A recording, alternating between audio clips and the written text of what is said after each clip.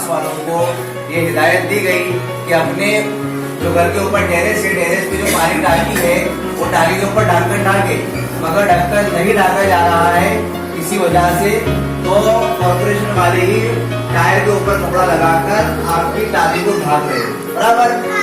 और बहुत सारी टाकी ढकी जा चुकी है और बहुत सारी बाकी है, तो जहाँ बाकी है अगर वहां पर आके ढाक देंगे, और जहाँ हो चुकी है अगर आपकी बिल्डिंग पर हुई है तो आपको क्या करना है, उसको छेड़ना